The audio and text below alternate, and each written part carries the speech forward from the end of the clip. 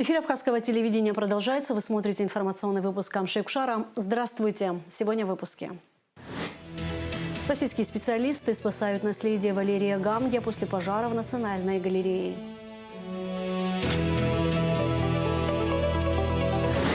На страже правосудия и принципов справедливости служба судебных исполнителей Абхазии отмечает профессиональный праздник.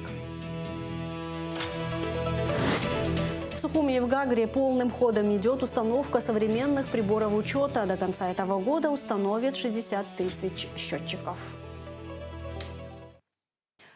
Вопросы совершенствования налогового законодательства Абхазии премьер-министр Владимир Делба обсудил с вице-премьером Джансухом Нанба, министром по налогам и сборам Эдгаром Беня, министром финансов Саидом Губаз и министром экономики Теймуразом Мигвабия. В частности, речь шла о законе о налоге на добавленную стоимость, об установлении перечня товаров, в том числе и медицинских, освобождаемых от НДС, а также совершенствовании законодательства о налоге на имущество в части установления объектов налогообложения, повышения качества администрирования и планирования. Премьер-министрам даны поручения в течение 2 недель подготовить предложения и внести в Кабинет министров для последующего их принятия. Минтуризма опровергли информацию о снижении спроса на отдых в Абхазию в летнем сезоне этого года. По словам министра туризма Астамуралогу, действительно, этой весной наблюдается небольшой спад турпотока. Это в первую очередь связано с холодной погодой и тем, что в этом году майские праздники в России не настолько длительны. Я не могу этого подтвердить по поводу снижения общего туристического потока в Абхазию. Это не так, потому что примерно каждый из туроператоров, с кем мы говорили, это крупнейшие туроператоры, говорят, что в принципе бронирование на 2026 год соответствует тем же цифрам, которые были в 2025 году. Другое дело, что некое проседание есть по майским праздникам и называются ряд причин. Первая причина – погодные условия. Очень холодно. Вторая причина – все-таки каникулы майские, сами праздники в этом году в России сокращены, скажем так. Это не 8-9 дней, а 3-4 дня. И поэтому не все выбирают за 3-4 дня, скажем, с центральной России приехать на отдых в ту или иную страну. Это вторая причина. И третья тоже, знаете, все-таки ситуация сложная во всем мире, и вы знаете, что часто объявляют там о закрытии воздушного пространства в Адлере, в Сочи, да, скажем так. Это тоже является небольшим фактором. Но в то же время вы знаете, что абхазское государство и работает с нашим аэропортом, и каждый день мы слышим добрые, хорошие новости о том, что расширяется география полетов, и мы очень надеемся, что наш аэропорт еще интенсивнее заработает. То есть говорить о том, что это вот из-за того, что в Сочи иногда аэропорт закрывается, мы не получим поток, это тоже, надеюсь, что не будет соответствовать действительности, потому как развивается наша инфраструктура, наш собственный аэропорт. Поэтому, и вот со вчерашнего дня мы тоже слышим всякого рода заявления в соцсетях, значит, комментарии и так далее. Мы сегодня с утра как раз занялись тем, что обзвонили крупных туроператоров, кто по Абхазии работает. Значит, все говорят примерно одно и то же. Там у кого-то чуть просело, у кого-то чуть выросло. Но данные соответствуют ожидания, точнее, как прошлогоднему туристическому сезону. Я не могу подтвердить тот факт, что, значит, в этом году спрос на Абхазию уменьшился. Я еще бы хотел вспомнить и прошлый год. Если помните, июнь месяц у нас был очень дождливым, и, честно говоря, июнь месяц проседания в прошлом году тоже было. Но зато мы добрали за счет хорошего октября, и даже в ноябре у нас были гости, потому что октябрь был очень теплый, как и сентябрь, и много людей посетило страну. Поэтому, безусловно, какие-то факторы влияют на, скажем, туристические потоки в разное время года. Но очень надеюсь, и вы знаете, что и президент ставит поручение об увеличении сезонности. Говорим о том, что надо проводить ряд мероприятий, событий, событийный календарь подготовили для того, чтобы распределить потоки и сделать так, чтобы Абхазия была не только летним курортом. Ночью дрон ВСУ врезался в многоэтажку на улице Мосфильмовской в Москве.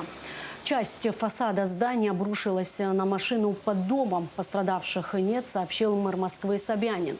Также Собянин сообщил об уничтожении силами ПВО 2 беспилотников, летевших на Москву. В течение прошедшей ночи перехвачены и уничтожены 117 украинских беспилотных летательных аппаратов самолетного типа над территориями Астраханской, Белгородской, Воронежской, Волгоградской, Калужской, Курской, Липецкой, Орловской, Ростовской, Рязанской, Саратовской, Смоленской, Ульяновской областей и Московского региона. Служба судебных исполнителей Министерства юстиции Абхазии отмечает годовщину создания. В честь этой даты состоялось торжественное заседание, в рамках которого были подведены итоги и отмечены лучшие сотрудники. До начала мероприятия коллектив ведомства почтил память погибших в Отечественной войне народа Абхазии, возложив цветы к мемориалу славы в Сухуми. Репортаж Дамея Акшба. 9-ю годовщину отмечают со дня образования сотрудники службы судебных исполнителей Министерства юстиции Абхазии. Перед судебными исполнителями стоят задачи по воплощению в жизнь основополагающих принципов законности, справедливости, а также защита прав и свобод граждан и юридических лиц. Сегодня служба продолжает развиваться. Из года в год расширяются ее полномочия, появляются новые обязанности, усиливается ответственность. Это требует от сотрудников высокой профессиональности, принципиальности и преданности своему делу. Судебный исполнитель постоянно находится в гуще жизненных ситуаций, ведет нескончаемую борьбу за торжество правосудия и обеспечение конституционных прав граждан и юридических лиц. Современный судебный исполнитель сегодня, безусловно, является олицетворением сильной, решительной личности, а также квалифицированного специалиста, способного за сухими строками исполнительного производства увидеть судьбы людей и достойно решить поставленные перед ним задачи. Я хочу поблагодарить молодых сотрудников службы, которые, несмотря на непродолжительное нахождение в должности, смогли добиться хороших результатов служебной деятельности, зарекомендовать себя грамотными специалистами, настоящими служителями права и закона. В торжественный день сотрудники принимают поздравления и подводят итоги проделанной работы. За прошедшие 9 лет службы были устранены пробелы в правовом регулировании исполнения судебных решений, что позволило выйти на качественно новый уровень деятельности. Так, судебным исполнительным отделом по обеспечению установленного порядка деятельности судов за сравнительно небольшой период проведено 98 процессов по уголовным делам, 64 по гражданским и 15 по административным. По итогам деятельности службы за 9 лет судебными исполнителями окончено свыше 8430 исполнительных производств на сумму более 1 миллиарда 737 миллионов. Общий объем взысканных денежных средств составляет 863 миллиона 240 тысяч 167 рублей и 466 тысяч долларов США, из которых в пользу граждан и организаций взыскано 305 миллионов 423 тысячи 420 рублей и 466 тысяч долларов США. В бюджет республики взыскано 527 миллионов 513 99 рублей. В рамках торжественного мероприятия 2 новых сотрудника службы судебных исполнителей принесли присягу. Кроме того, за отличную службу и высокие показатели в работе были выданы благотворительные грамоты. Также некоторым сотрудникам были присвоены классные чины различных категорий.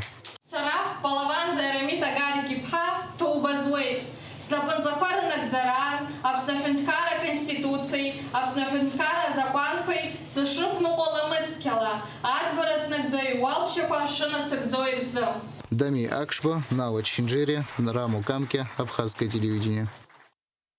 В столице Абхазии уже установлено более 6 тысяч приборов учета. Работы продолжаются. Параллельно с Сухумом счетчик устанавливают и в Гагре. В целом, по всей республике необходимо установить 60 тысяч приборов учета до конца этого года. Аэлита Арутюнян расскажет детали. На сегодняшний день в рамках программы по установке приборов учета работы продолжаются. В городе Сухум уже установлено более 6 тысяч приборов учета. Кроме того, специалисты реконструируют электрические сети в подъездах. Работы идут достаточно хорошо. Значит, новый район мы практически уже завершили. Буквально 3 дома сейчас на стадии завершения. Ну, думаем, что на этой неделе мы уже эти дома завершим. Далее район Синопа, район Турбазы, также уже дома все уже переключены на интеллектуальные приборы учета, естественно, и магистральные линии, все сопутствующие приборы уже установлены, заменены. На данном этапе мы более сконцентрированы сейчас на центр города и уже поэтапно далее переходим в район Маяка. Работы проводят специалисты Черноморэнерго совместно с российскими энергетиками из Татарстана. Только по городу Сухум работают порядка 140 человек монтажной бригады, представителей Смарт-Энерго. Работы проходят достаточно активно. Однако, по словам Пипия, определенные сложности с проведением работ все же есть. Просто на новом районе там были проблемы с водонагревательными элементами. Здесь в центре немного другие проблемы. Они связаны с такими, как самозахватом, да, вот личных площадок. Да, там абоненты как бы расширяют свою жилплощадь, захватывают часть личной площадки, тем самым наши старые магистрали оказываются уже у них в квартире, что категорически недопустимо, поэтому нам приходится выбирать новые магистральные дороги, скажем так. Это приводит к тому, что у нас процесс работы немного затягивается. Плюс проблема в том, что те абоненты, которые расширили свою жилплощадь, они, естественно, там уже какие-то ремонтные работы провели, а кабель, который их должен будет запитывать, там уже немножко это как бы сложность вызывает тем, что кабель приходится утапливать. То есть это заново какие-то там ремонтные работы им приходится проводить.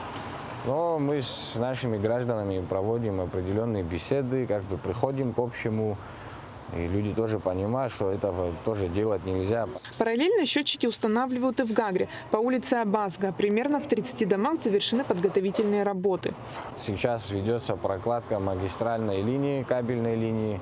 И частично уже даже в некоторых домах начался процесс установки самих приборов учета. Вот.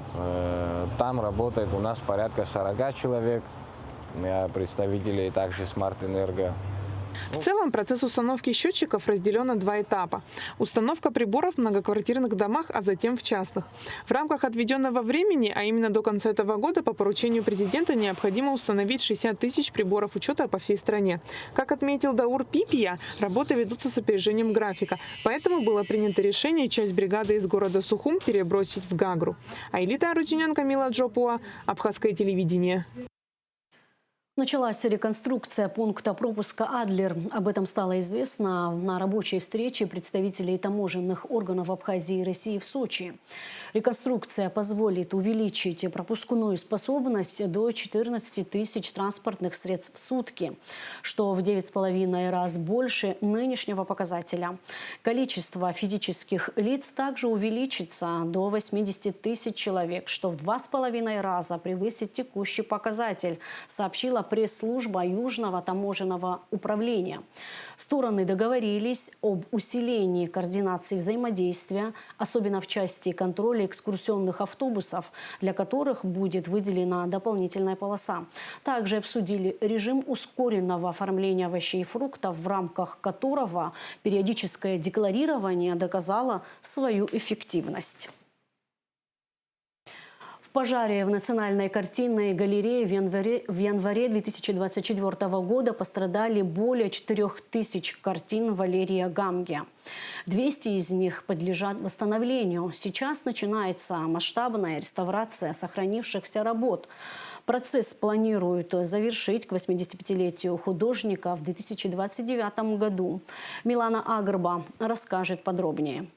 Из Санкт-Петербурга прибыли специалисты, которые займутся реставрацией монументальной живописи Валерия Гамге. В первую очередь необходимо определить объем предстоящих работ. В пожаре из всего фонда удалось спасти около 200 картин художника.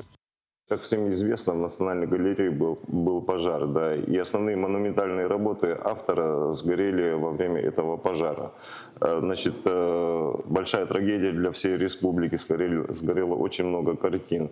К счастью, у нас есть определенные цифровые фотографии данных картин. И по этим цифровым фотографиям можно выполнить полную копию, то есть называется это репродукция картин. И данные специалисты Санкт-Петербурга готовы взять на себя, значит, этот объем работы и воспроизвести эти работы в том полном объеме, в котором они были.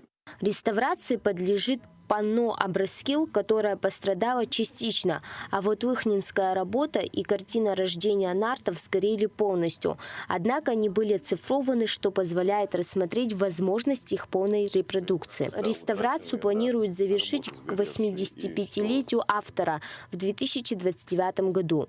Времени создана государственная комиссия, которая занимается данными вопросами. И к этому времени планируется полностью выполнить репродукцию всех этих картин и разместить. Это очень важный момент. Я хочу, чтобы на этом моменте акцентировали внимание. Все эти картины, которые монументальные его картины, они должны находиться там, где они находились исконно, да, в Улыхнинском дворце, в Чловском дворце и в школе. Это обязательное условие, которое должно быть соблюдено. И это будет сделано. Значит, вот специалисты приехали, посмотрели все эти фотографии, да, и говорят, что это возможно сделать. По словам специалистов, для полноценного восстановления необходимо пройти целый цикл реставрационных работ. Мы осмотрели многие произведения знаменитого выдающегося абхазского художника Валерия Ганги на предмет состояния сохранности. Нами проведен осмотр визуальный и аудиотактильный состояния сохранности, то есть состояние красочного слоя, состояние грунта, состояние холста, наличие загрязнений, наличие прорывов. Сделана большая работа по картограммам, то есть все какие-то нюансы, которые требуют реставрации, отражены на схемах. Великолепные совершенно работы, которые требуют, конечно, реставрации. Специалистам предстоит большой объем работ, ведь реставрация – это не просто техническая задача, но и глубокое погружение в контекст творчества художника и времени, в котором он творил. Милана Агарба, Алхаз Псардия, Давид Хашиг, Абхазское телевидение. Во второй средней школе состоялось памятное мероприятие, посвященное юбилею Сергея Платоновича Дебар. Дети рассказали об его жизни и заслугах, читали стихи и подготовили выступления. Особую атмосферу мероприятию придали искренние слова гостей, которые знали Сергея Платоновича лично. Такие встречи помогают сохранить память о выдающихся людях и передать ее подрастающему поколению. На мероприятии присутствовали супруга Сергея Платоновича Рима Шоня и его внучка Екатерина Дебар, ученица средней школы номер 2. В преддверии Дня Великой Победы в Государственной филармонии имени Раждена Гунба пройдет театрализованная постановка «Девушка в форме бойца». В программе песни военных лет и тематические постановки. На одной из репетиций побывала Адиса Сагария. Настоящие непридуманные истории, исповеди участниц Великой Отечественной войны на сцене Абхазской государственной филармонии. Театрализованную постановку, в основе которой рассказы о родине, отваге, чести, любви и верности можно будет увидеть 8 мая. Не скажу, что это в традиционном смысле праздничный концерт, потому что помимо песен, помимо музыки, этот концерт предполагает рассказы действительных реальных участниц по их воспоминаниям. Женщины в Великой Отечественной войне сыграли колоссальную роль. Они были в составе значительной части фронтовых сил и обеспечивали тыл. Служили медсестрами, летчицами, снайперами, связистами. Заменили мужчин на заводах и колхозах, продемонстрировав беспримерное мужество, героизм и преданность к родине. Более 800 тысяч женщин служили в рядах Красной Армии, освоив почти все военные специальности. Они работали на износ во благо своей родины. Родины, спасая жизни солдат на передовой. За мужество и героизм, проявленные на полях сражения, около 150 женщин удостоены звания Героя Советского Союза. Я играю собирательный образ женщины, которая попала на войну. Женщина-солдат, женщина в пекле событий. Не просто женщина, а женщина, мать, сестра, жена. Настолько глубокий материал, который не выдуманный. Это не фэнтези, это то, что проживали наши бабушки, дедушки. Это все живое и настолько глубокое, интересно и плодотворно. В постановке задействованы актриса Алина Пшеничная, певица Елена Анкваб, заслуженные артисты Абхазии Михаил Алхазов, Леонид Гребенников и Николай Ружавинский. Начало в 19 часов. Вход свободный. Сагария Заурлиев, Абхазское телевидение. В связи с реконструкцией набережной основные мероприятия по празднованию Дня Победы в Великой Отечественной войне переносятся на площадь Свободы. Подготовку к празднованию обсудили в администрации Сухума. Совещание прошло под председательством мэра столицы Тимура Агрба. На встречу пригласили все ответственные службы столичной администрации, а также представителей Минобороны, МВД, Дома Москвы, Россотрудничества, участвующих в организации праздничных мероприятий. В администрации города Сухум под председательством главы Тимура Агрба прошло совещание по подготовке празднования 9 мая, 81-й годовщины Победы в Великой Отечественной войне 1941-1945 годов. В совещании приняли участие заместители главы Константин Тарба и Инал Авицба. На совещание пригласили все ответственные службы столичной администрации, а также представителей Минобороны, МВД, Музея боевой славы имени Арзнева, Дома Москвы, Россотрудничества, участвующих в организации праздничных мероприятий. В связи с реконструкцией набережной основные мероприятия переносятся на столичную площадь Свободы. У памятника неизвестному солдату, который успели обновить к празднику, пройдут церемония возложения цветов и акция «Огонь памяти». Церемония возложения венков начнется с 8 утра и продлится до 11 часов. Каждый желающий, коллективы ведомств и общественность в течение 3 часов могут прийти и почтить память героев Великой Отечественной войны. В 9:30 от Госмузея боевой славы имени Арзнева стартуют участники велопробега «Спасибо за победу». В 10:00 у Абхазского драмтеатра имени Чанба сбор участников акции «Бессмертный полк». С 10:30 до 15:00 на пляже Айтар пройдет забег «Рекорд Победы». В 11:00 на площади Свободы состоится военный парад. По его завершении по площади пройдет колонна Бессмертного полка. В 13:00 начнется концерт «Победный май», организованный Управлением культуры администрации Сухума. Здесь же повара Минобороны установят полевую кухню. В 16:00 у Абхазского драмтеатра состоится праздничный концерт, организованный Домом Москвы в Сухуме. А 8 мая в 16:00 откроется выставка советского плаката «Победа» в Центральном выставочном зале. Футбольный клуб «Апсны» занимает 2-е место в группе «Б» после победы над «Эгриси» во 2-м туре медиа-лиги. На счету команды 4 очка. На 1-м месте с 6 очками находится «Тудроц». Игра с футболистами этой команды намечена на 8 мая на стадионе «Динамо» в Сухуме. Всего в групповом этапе предстоит провести еще 4 матча. В конце выпуска прогноз погоды. Во вторник, 5 мая, в Абхазии ожидается облачная с прояснениями погода. Ночью и утром преимущественно без осадков, туман днем и вечером местами возможен дождь. Температура воздуха ночью плюс 7-12, днем плюс 11-16 градусов. Температура морской воды 13 градусов. На этом наш выпуск завершен. Всего вам доброго и до встречи в эфире.